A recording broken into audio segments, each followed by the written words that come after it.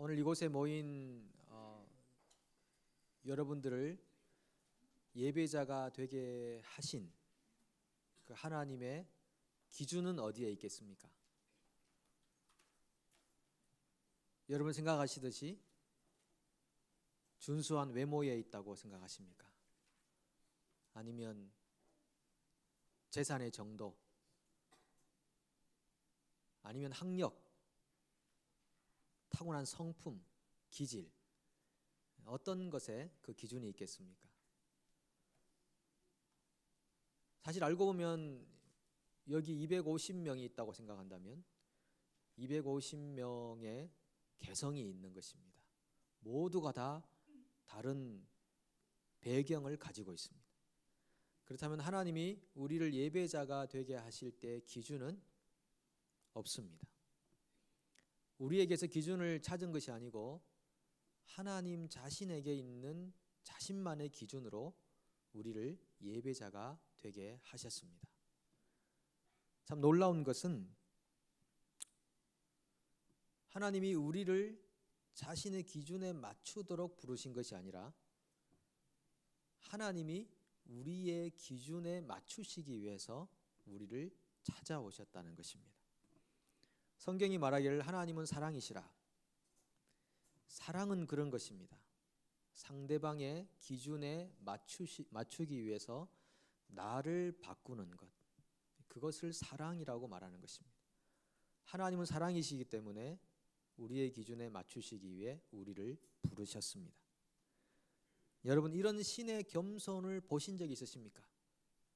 어느 신화에, 어느 역사에 신이 이렇게 겸손하게 자기를 낮추어서 찾아와서 자기를 섬겨야 할 대상에게 자신을 내어주는 그런 신이 어디에 있습니까? 대부분의 신들은 자신을 섬기라 하고 자신의 기준에 맞추라고 요구합니다. 근데 우리가 섬기는 하나님은 그렇지 않습니다. 우리 각자의 기준에 맞추시기 위하여 하나님이 우리 가운데로 내려오셨습니다. 그것이 하나님의 사랑이죠. 여기 우리가 집단을 형성하여 앉아 있지만은 하나님을 만나는 일은 다 각자 개인적으로 해야 하는 일입니다. 동일한 공간에서 동일한 찬양을 하고 동일한 기도를 드리고 동일한 말씀을 듣지만 하나님 앞에 터치되는 부분은 모두가 다릅니다. 하나님 우리 각자를 만나 주시기 때문입니다. 위로가 필요한 사람에게는 하나님의 위로의 영으로 임하시고, 회개가 필요한 사람에게는 하나님의 회개의 영으로 임하시고, 용기와 결단이 필요한 사람에게는 하나님께서 용기와 결단력을 허락해 주시는 그런 각 개인적인 만남으로 우리에게 찾아오시는 하나님이십니다. 이것을 우리는 맞춤 은혜라고 부릅니다. 각 사람들에게 맞는, 그 사람들의 상황에 맞는 하나님의 은혜를 우리 각자에게 주신다는 것입니다. 그렇다면 우리를 예배자로 부르실 때 하나님의 소명은 또 어떻겠습니까?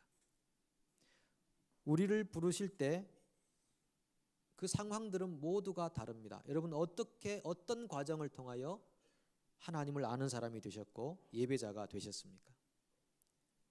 주로 소그룹 모임을 하면 간증을 나눕니다. 어떻게 해서 예수를 믿게 되었습니까? 이렇게 물을 때 저는 한 번도 똑같이 말씀하시는 분은 들은 적이 없습니다. 유사한 간증이 있을 수 있지만은 모두가 다 다른 간증을 가지고 있습니다. 어떤 분은 어릴 때부터 예수를 믿어서 자연스럽게 믿고 있습니다.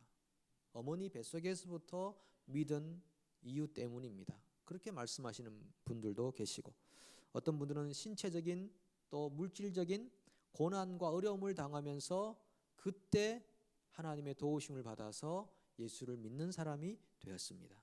어떤 분은 친구 따라 교회 다니다가 예수를 믿는 사람이 되었습니다. 어떤 분은 결혼하면서부터 배우자 때문에 예수를 믿는 사람이 되었습니다. 어떤 분은, 우리 집사님 한 분은 그러시던데요, 무당이 너 예수 믿어야 산다. 그래서 무당 때문에 예수를 믿고 살게 됐다. 예수 안 믿으면 너 젊어서 죽는다. 그래서 그 용한 무당 때문에 예수를 믿는 사람이 되었다. 그런 분도 진짜 계십니다. 어떤 분들은 이민 오고 유학 와서 여기서 예수를 알게 되고 취미생활로 교회를 다니다가 예수를 믿게 되었습니다. 이런 각자가 다른 그런 소명이 있습니다. 이것을 맞춤 소명이라고 합니다. 왜 우리가 그때 그 당시 그 방법으로 예수를 믿게 되었는가? 하나님께서 우리를 가장 잘 아시기 때문에 가장 합당한 방법으로 우리를 부르셨다는 것입니다. 이민 오시고 유학 오셔서 교회를 다니게 되시고 예수를 믿게 되신 분들은 정말 이민과 유학이 복인 것입니다. 우리 젊은 청년들도 워킹 할리데이 비자로 와서 뉴질랜드에 오고 호주에 오고 다른 나라를 갔다가 교회를 다니게 되고 그때부터 성경을 알게 되고 예수를 알게 되고 이런 귀한 걸음들은 모두가 다 복의 과정이고 하나님이 그 사람에게 가장 합당한 방법으로 부르신 맞춤 소명에 해당되는 것입니다. 어제 결혼식을 끝나고 제 방에서 한국에서 온 젊은이들과 함께 식사를 하게 됐는데 이 젊은이들은 그 룸이 제가 시무하는 룸인지를 몰랐다고 나중에 그러더라고요. 그래서 못 들어왔을 텐데 문이 열려 있길래 들어와서 먹다 보니 얘기가 됐습니다. 여기가 목사님 방이었어요? 그러면서 그렇습니다. 식사하십시오 했는데 4명 중에 3명이 교회를 안 다니는 그 형제 자매들입니다. 근데 이분들이 결혼식 참여하고 그러는 겁니다. 성경에 그렇게 좋은 얘기들이 있었나요? 성경에 좋은 얘기, 그게 기독교인가요? 교회에 대해서, 기독교에 대해서 전혀 모르고 있는 것입니다. 한국에서 워낙 안티 크리스찬들이 많다 보니까 대놓고 나쁘다고만 생각을 했는데 알고 보니까 성경에도 좋은 얘기들이 있네요. 이렇게 얘기하는 것입니다. 그렇게 그분들이 어떤 여정에서든 하나님 말씀의 터치를 받고 혹 그분들이 예수를 믿게 된다면 그분들이 뉴질랜드에 와서 결혼식 참여하고 했던 그 모든 과정은 하나님이 그들을 부르시는 독특한 그 사람들에게만 맞는 부르심이요 소명이라고 할 수 있는 것입니다. 바울의 소명도 좀 특이하지 않습니까? 바울의 소명 같은 소명도 흔하진 않습니다. 예수님께서 친히 빛 가운데 그의 음성을 보여주셨던 것이죠. 그래서 지금 이 바울이 유대인들을 대상으로 자기가 어떻게 해서 예수를 믿게 되었는지 간증하고 있는 것입니다.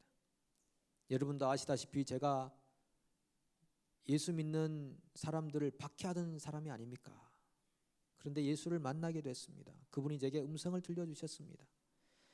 스데반을 죽이는 현장에서도 내가 있었던 사람인데 제가 그러한 일 없이 어떻게 지금 예수를 전파하는 사람이 됐겠습니까? 그런데 그 주님께서 제게 말씀하시기를 내가 너를 이방인들에게로 보내노라 라고 하셨습니다 라고까지 얘기하니까 유대인들이 난리가 났습니다. 옷을 벗어 던지고 티끌을 공중에 막 날리기 시작합니다. 옷을 벗어 던졌다는 것은 무슨 일이든 할 준비가 됐다는 것입니다. 티끌을 날리는 것은 경멸과 조소의 의미가 있는 것입니다. 이제 무슨 일이든 저 바울을 잡아 죽이기 위해서 우리는 무슨 일이든 할 수가 있다고 분노하고 있는 유대인들의 모습을 봅니다. 여러분 유대인들에게는 바울이 역적이지 않습니까? 배신자지 않습니까? 같이 예수교라는 그 교를 멸하기 위해서 동지가 되었던 또 앞장서서 일하던 바울이 이제는 예수교 전파자가 됐으니까 역적이죠. 배신자죠. 그래서 죽여야 마땅하다고 생각했습니다. 그러한 유대인들에게 바울이 전하는 복음이 과연 얼마나 능력이 있겠습니까? 안 됩니다. 역적과 배신자라고 생각하는 사람들을 대상으로 어떻게 복음되게 할 수가 있겠습니까? 그래서 하나님께서 이 바울을 이방인을 위한 선교사로 보내시는 것입니다. 그것이 맞춤 소명이 아니겠습니까? 특별히 이 바울은 이방인들을 위한 선교사로 합당한 사람이었습니다. 헬라 문화를 알고 헬라 말을 알고 어릴 때부터 다 문화 속에 살았고 경험했고 이방인들의 세계를 알고 있고 헬라의 철학자들과도 변론할 수 있는 깊고 넓은 지식을 가지고 있고 성격상 철저하고 계획적이고 열정적인 그런 성격을 가진 사람이었기에 하나님이 그를 지명해서 이방인의 세계로 보냈던 것입니다. 만약에 바울에게 하나님께서 너 한 교회에 앉아서 목회를 하라고 했다면 잘했겠는가? 아마 그렇지 않았을 것 같습니다. 바울에게는 목회의 은사보다도 선교사적 은사가 더 강력했던 거죠. 반대로 모세는 다릅니다. 모세는 지구상에서 목회했던 모든 목회자보다 가장 큰 목회를 한 목회자였습니다.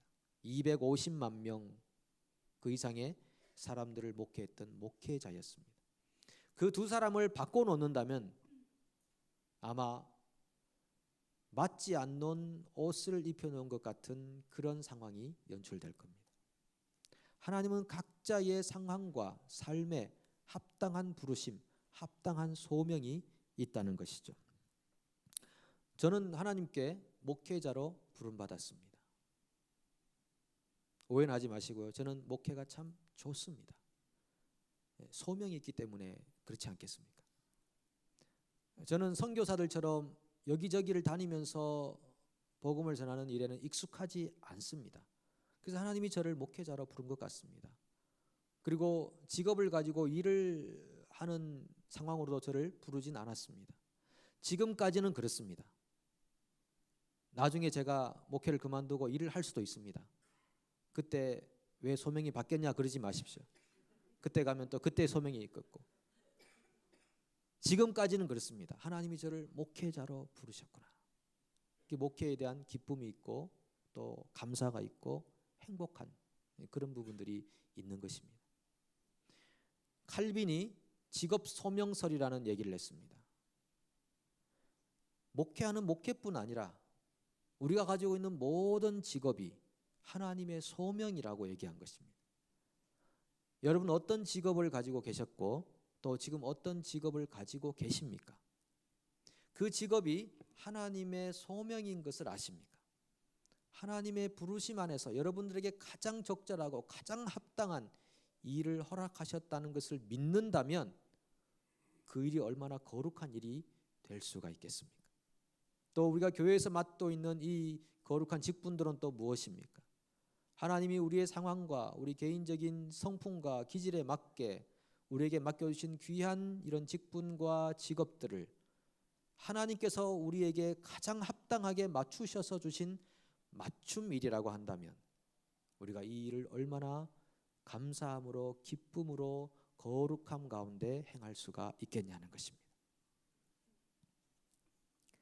그렇게 우리를 부르시는 방법, 우리를 만나주시는 방법, 그리고 우리에게 은혜를 베푸시는 그 방법들이 다 다양하다고 하는 것은 바로 하나님께서 우리 각자와 깊은 관계를 맺고 계시다는 분명한 확정이 되는 것입니다. 그래서 여러분 다른 사람들의 소명과 다른 사람들이 받는 은혜를 시기할 필요가 없습니다.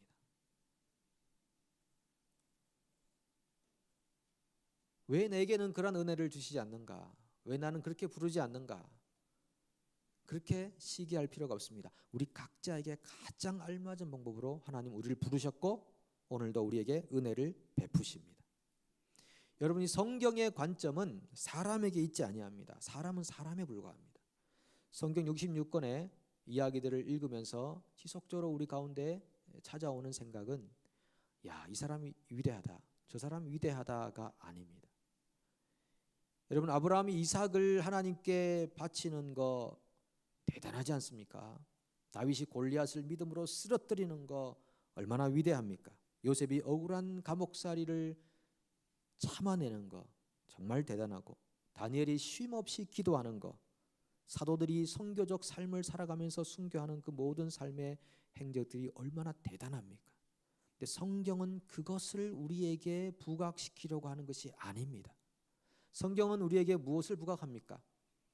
하나같이 연약하고 무능하고 이기적이고 못난 사람들을 하나님이 각자의 상황에 맞게 부르셔서 그들로 하여금 그들 힘으로 할 수 없었던 하나님을 위한 열정적 삶과 이웃을 사랑하는 삶을 살게 하셨다고 하는 하나님의 은혜를 부각시키는, 하나님의 권능과 능력을 부각시키는 그 책이 바로 성경인 줄로 믿습니다. 그러므로서 오늘 우리들 한 사람 한 사람도 하나님의 능력의 손에 의해서 지금도 빚어지고 있고 하나님의 은혜가 우리를 감싸고 있다는 것을 기억하라는 명령과도 같은 그런 하나님의 말씀인 것이죠. 여러분, 예수님께서 12제자를 부르셨습니다. 12제자들을 보시면 얼마나 다양한지 모릅니다. 한 사람도 같지 않습니다. 이 도마는 의심 많고 회의적인 사람입니다. 딱 대화할 때부터 팔짱부터 끼고 있는 사람, 이런 사람이 바로 도마와 같은 사람들입니다. 안드레, 남자다운 사람이라고 이렇게 알려져 있습니다. 그리고 다른 사람을 잘 이끌어가는, 전도하는 그런 사람으로 알려져 있습니다. 베드로는 변화무쌍한 성격의 소유자고 요한은 급한 성격의 우레의 아들이라고 불릴 정도로 급한 성격의 소유자였는데 나중에는 사랑의 사도로 바뀌지 않습니까? 마태는 세리였습니다. 세리는 친로마주의자입니다. 그 당시 세리가 되려면은 많은 공부를 해야 했습니다. 원래 이 마태는 레위 지파로서 제사장이 되어야 하는 그런 사람이었는데 이 사람은 직업을 바꾸어서 세리가 된 것입니다. 그러니까 많은 학식을 가진 부자 세리 마태였고, 야고보는 열심당원, 마태하고는 쌍극입니다. 그냥 같이 있을 수 없는 반로마주의자로서. 그러니까 예수님께서 12제자를 부르실 때 굉장히 다양한 배경과 성격과 기질을 가진 사람을 부르셨다는 것입니다. 그것은 무엇입니까? 하나님 앞에 부름 받지 못할 사람은 아무도 없다는 것입니다. 하나님 앞에 부름 받지 못할 사람은 아무도 없습니다. 오늘도 우리를 부르시는 주님을 기억하십시오. 여러분 각자를 다 지금 부르고 계신 것입니다. 너는 오고 너는 오지 말라고 말씀하시는 분이 아니십니다. 우리가 어떤 성격과 기질과 배경을 가졌던 어떤 회의자이든 어떤 믿음의 열정을 가진 사람이든 하나님 우리를 다 부르고 계신 것입니다. 그래서 집단적으로 부르는 것 같지만 사실은 개인적인 소명을 받아야 되는 것입니다. 개인적으로 하나님 베푸시는 은혜를 경험해야 되는 것입니다. 그래서 한기채 목사님이라는 분이 쓴 예수가 선택한 12제자 이야기라는 책에 12제자의 소명을 이렇게 해석합니다. 사람을 만들어 쓰시는 예수님의 용병술은 너무나도 신비하고 놀랍습니다. 우리가 만나게 될 예수님의 제자들은 길에서 흔히 부딪힐 수 있는 보통 사람들입니다. 성서의 인물들을 너무 이상적으로 다룰 필요는 없습니다. 그런 해석은 우리를 주눅들게 할 뿐 별로 도움이 되지 않습니다. 만일 위대한 것이 있다면 그들이 아니라 하나님의 은혜일 것입니다. 그 은혜는 우리에게도 동일하게 약속되어 있습니다. 우리에게 동일하게 약속된 그 은혜를 믿음으로 받는 사람에게 하나님의 은혜가 주어지는 것이고, 그렇지 않은 사람에게 하나님의 은혜가 멀어져 가는 것입니다. 지난주 중에 통독 나눔을 우리가 하면서 시편을 다 읽게 됐는데요. 시편을 다 읽은 후에 좀 개인적인 말씀이지만 오늘 말씀과 연관이 있는 것 같아서 드립니다. 저희도 교역자 방도 이제 읽었습니다. 보고도 하고 가끔 이제 간증 이야기들을 올리는데 제 아내가 교역자 통독방에 이런 글을 올렸더라고요. 깜짝 놀랐습니다. 근데 그 글을 우리 박 목사님이 섬김이 방에 올려서 아마 섬김이들은 모두 읽으셨을 것입니다. 이렇게 올렸습니다. 저를 욕하는 건 아닙니다. 기대하지 마시고요. 여호와께 감사하라. 그는 선하시며 그 인자하심이 영원하미로다. 야무지고 재주 많은 문조도사님 주신 이에게 감사하라. 그 인자하심이 영원하미로다. 말씀의 능력과 아는 것 많은 박 목사님 주신 이에게 감사하라. 그 인자하심이 영원하미로다. 멋진 아우라와 은혜롭게 찬양하는 박강도사님 주신 이에게 감사하라. 그 인자하심이 영원하미로다. 섬세하며 지혜로운 이 전도사님 주신 얘기에 감사하라. 그 인자하심이 영원하미로다. 푸근하고 순수한 열정 있는 최 선교사님 주신 얘기에 감사하라. 그 인자하심이 영원하미로다. 좋은 동력자들과 함께 일하게 하신 얘기에 감사하라. 그 인자하심이 영원하미로다. 이런 글을 올렸더라고요. 깜짝 놀랐죠.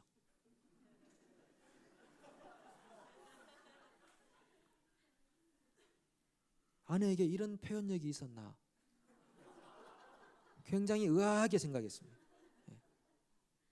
남편에게는 그렇게 인색하던 부인이 거기까지만 하고 이런 글을 올렸구나. 참 감동이 되기도 했습니다.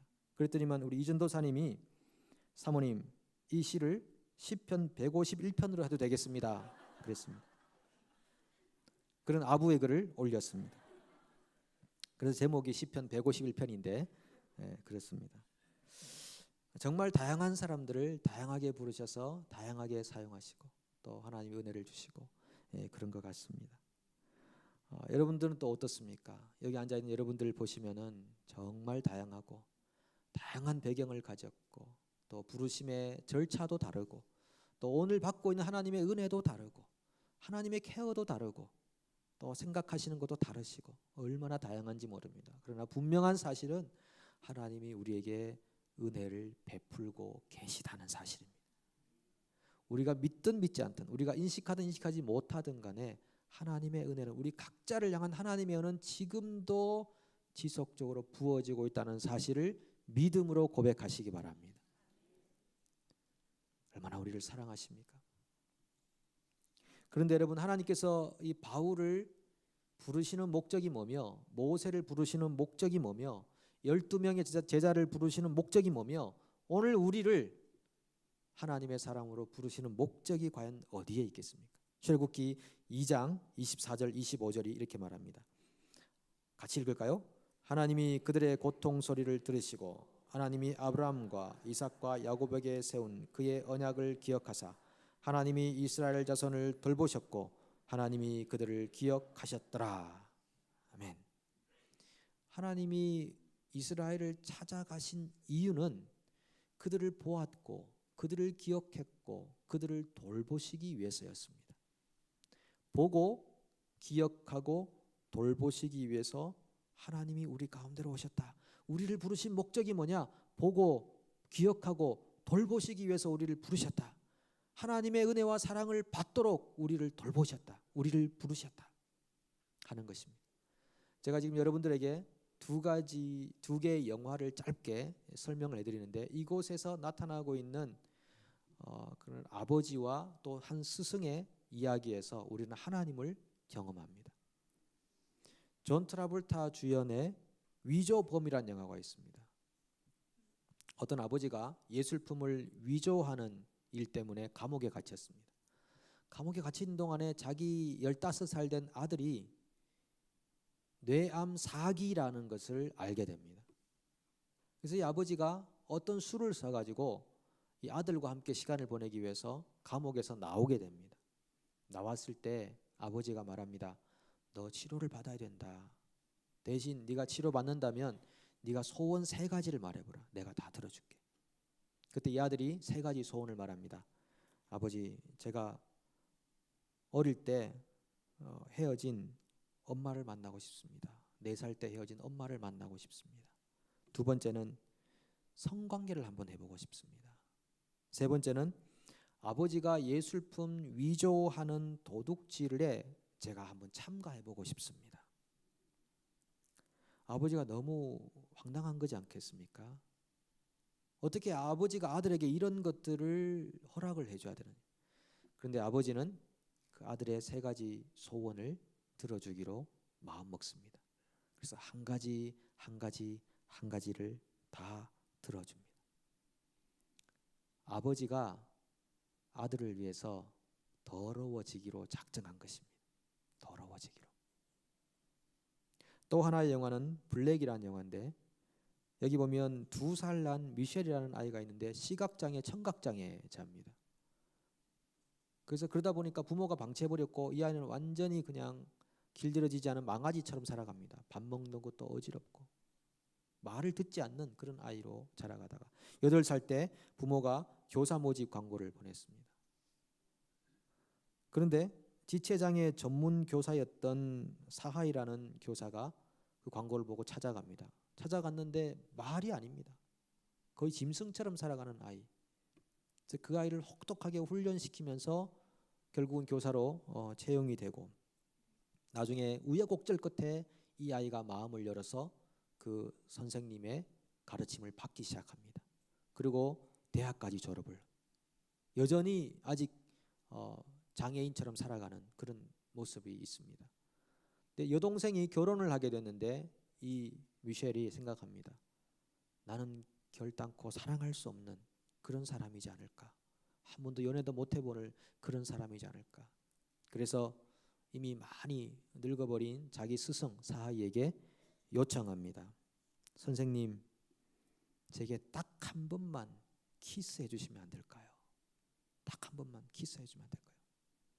이 선생님이 너무 고민을 하다가 미셸의 마음에 상처를 주면 안 된다는 생각에 딱 한 번 키스를 하게 됩니다. 그때 이 미셸이 고백합니다. 나중에 선생님은 저에게 있는 여자의 품위를 지켜주기 위해서 자신의 모든 품위를 잃어버렸습니다. 아들을 위해서 더러워지기로 작정한 아버지, 제자를 위해서 자기의 품위를 모두 잃어버린 스승, 그분이 곧 우리 하나님이지 않겠습니까? 이 더러워진 세상 안에 왜 찾아오셨겠습니까? 우리와 같이 사신다는 것이 얼마나 고통스러운 고난의 길이시겠습니까? 그런데 아버지께서 더러워지기로 작정하신 것입니다. 아버지께서 품위를 잃어버리기로 작정하신 것입니다. 그래서 우리에게 찾아오셨고 우리를 기억하셨고 우리를 돌보시고 계십니다. 그것이 우리 각자를 향한 하나님의 은혜입니다. 그렇다면 그 하나님께서 오늘 우리에게는 무엇을 요구하시겠습니까? 우리에게도 동일하게 요구하시는 것이 있습니다. 이웃을 돌아보라. 보고 기억하고 돌보는 일을 우리도 하기를 원하십니다. 하나님의 대리자로서 이 역할을 감당하시기를 하나님께서 원하고 계십니다. 집단적이지 않게 우리 각자에게 맞는 하나님의 부르심과 사명을 지금 우리에게 허락해 주고 계십니다. 바울에게는 로마 시민권이 있었습니다. 그 로마 시민권 때문에 바울이 가이사에게 항소했고 로마까지 가서 복음을 전할 수가 있었습니다. 그에게 있는 시민권 하나도 그저 얻은 것이 아니라 하나님의 철저한 계획하심에서 이루어진 하나님의 은혜였다면 오늘 우리가 살고 있는 모든 삶의 상황, 이 여건, 하나님을 만나는 모든 과정들, 우리가 처해 있는 상황들, 이건 모두가 다 하나님의 손에 의해 만들어지고 있는 작품인 줄로 믿습니다. 우리가 담대하게 믿음으로 그 하나님 앞에 나아가서 돌보심을 받으시고 우리 또한 우리 각자에게 주신 소명대로 보고 기억하고 돌보는 하나님의 사람들로 승리하시기를 축복합니다. 기도합니다. 하나님 아버지 감사합니다. 우리의 상황을 보시고 기억하시고 돌보셔서 우리를 여기까지 오시게 하신 하나님 아버지, 지금도 분명히 하나님께서 우리를 한순간도 잊지 않고 돌보시는 그런 풍성한 은혜의 하나님인 줄로 믿습니다. 하나님 그 은혜에 감사하게 도와주시고 감격하게 도와주시고 구원의 기쁨이 있게 도와주시고 또한 우리 각자에게 주신 귀한 사명, 이웃을 보고 기억하고 돌보는 거룩한 삶을 살게 하셔서 하나님 닮은 백성 되게 하옵소서. 예수님의 이름으로 기도합니다. 아멘.